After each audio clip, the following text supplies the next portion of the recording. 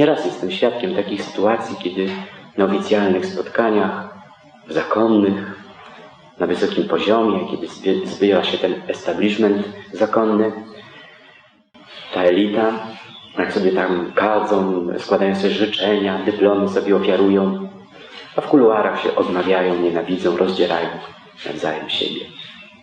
Taki problemik jest nie tylko w naszych relacjach wspólnotowych, ale on był zawsze, w Biblii też. I tu posłużę się przykładem doskonale wam znanym, często przeze mnie cytowanym, przykładem Saula, który był duszą towarzystwa, był takim zawsze uśmiechniętym bawidankiem albo bawipankiem, który wszystkim dogadzał, wszystkim potrafił powiedzieć coś dobrego, fajnego, wszystkich chciał zaspokoić, każdemu się spodobać i był uwielbiany przez ludzi. Do pewnego momentu to się źle skończyło. Chciał się wszystkim spodobać i w końcu wszystkim się nie spodobał. Jak sobie przypominacie, w tym słynnym momencie w czasie wojny z Amalekitami, kiedy stracił łaskę Pana, chciał się spodobać ludziom, oszczędził dla nich bydło, które było poświęcone Panu, więc podpadł Bogu. Chciał się spodobać sobie samemu, nie zabił króla Agaga. Chciał się spodobać Samuelowi, no to go okłamał. Wreszcie chciał się spodobać ludziom znowu i prosił, żeby Samuel go publicznie uszanował, choć wcześniej rozdarł mu płaszcz, kiedy byli sami. Tak w 4 oczy rozdarł tego proroka, ale tak przy wszystkich to się uśmiechał.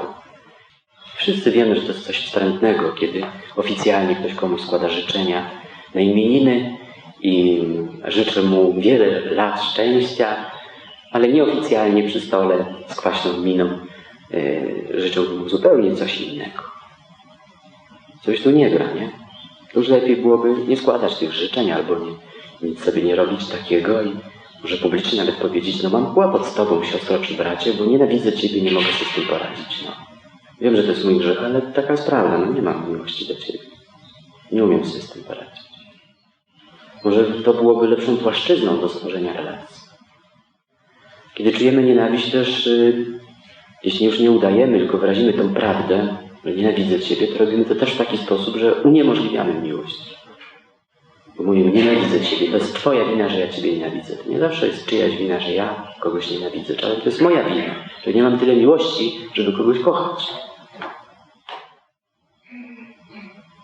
Ktoś jest inny, albo może i głupi, że jest wstrętny, no dobra, no ale ja nie mam miłości, żeby kochać głupiego, wstrętnego i innego. To jest mój problem, a nie czyjś. I z tym też sobie tak nie za bardzo radzimy. W każdym razie, jeśli chodzi o Saula, chciał mieć też na dworze Dawida. To sobie go sprowadził, bo Dawid był popularny, ale tu się oczywiście wszystko skończyło, wyszło szydło z worka, wyszła nienawiść, zazdrość, lęki, złośliwość i wszystko, co Saul sobie ukrywał. Ponieważ usilnie starał się zawsze być miły, z całą siłą był później niemiły. Chciałoby się powiedzieć, skąd ja to znam. Mówię to do siebie, do Augustyna. W życiu mi się tak z kilkanaście razy zdarzyło, że chciałem być bardzo miły dla kogoś, a później już nie miałem siły, nie, bo udawałem. Nawet nie wiedziałem, że udawałem, że kogoś lubię, albo kocham, albo mówiłem kocham, a wcale nie kochałem. Mi się wydawało, że kocham. Księga Przysłów mówi w 26 rozdziale, 23 wierszu, posłuchajcie. Czym na garnku glinianym srebrna polewa, tym wargi palące, a w sercu zło. Ustami wróg zwodzi, a w sercu knuje podstęp. Nie ufaj miłemu głosowi, gdyż 7 ochyt ma w sercu. Moja matka rzadko cytuje moich rodziców, ale w tym wypadku to miała rację, bo ona mówi, nie lubię ludzi, którzy mi nadskakują, oni zawsze coś złego ukrywają.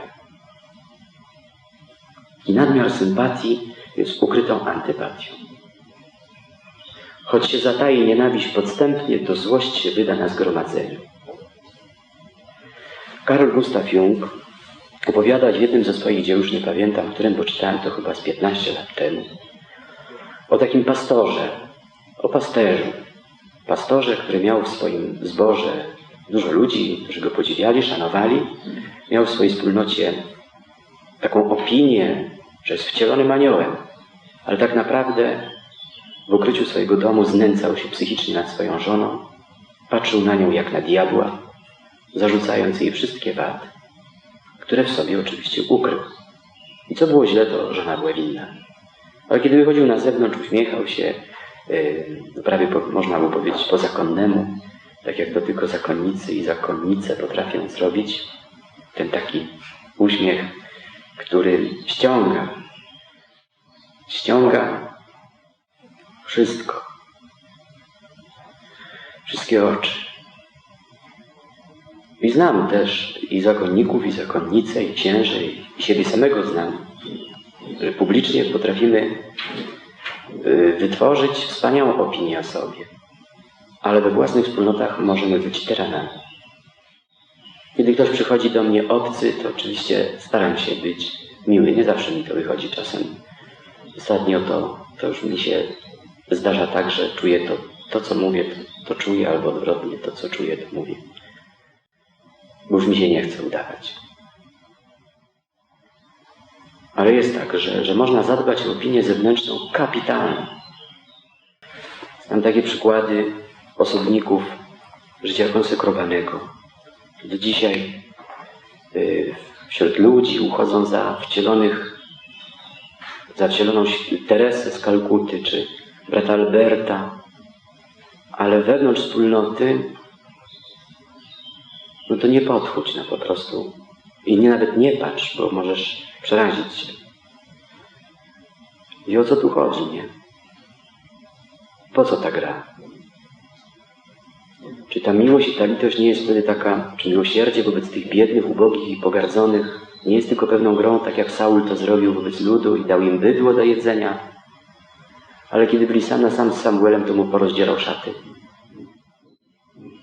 I gdzie to wszystko doprowadzi? Czy nie do utraty łaski? Medycyna ostrzega, że tłumienie złości i ciągle udawanie miłości może zaowocować tym, że ktoś może popaść nawet w choroby. Najpierw w migreny, później owrzodzenia, nerwice, nadciśnienie, cukrzycę, poważniejsze nowotworowe kłopoty, rak, psychiczne wyalienowanie, także nie można się dogadać z tym człowiekiem. Udawanie miłości czy wmawianie sobie jej w końcu może tak się udać, że człowiek będzie mu się wydawało, że naprawdę czuje to, co sobie wmawia.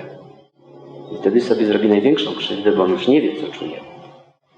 On już nie wie, kim jest, nie wie, co mówi. Nie wiadomo, kiedy jest prawdziwy.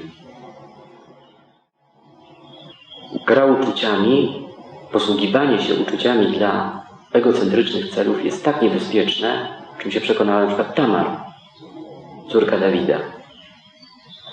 Jej przyrodni brat Amnon miał wrażenie, że się zakochał, ale miał tylko wrażenie, że się zakochał. Tak naprawdę to tylko ją pożądał, ale nie umiał odróżnić pożądania od miłości. Miał chorą miłość, dlatego w Biblii napisano, że zachorował z miłości. Tak jest napisane.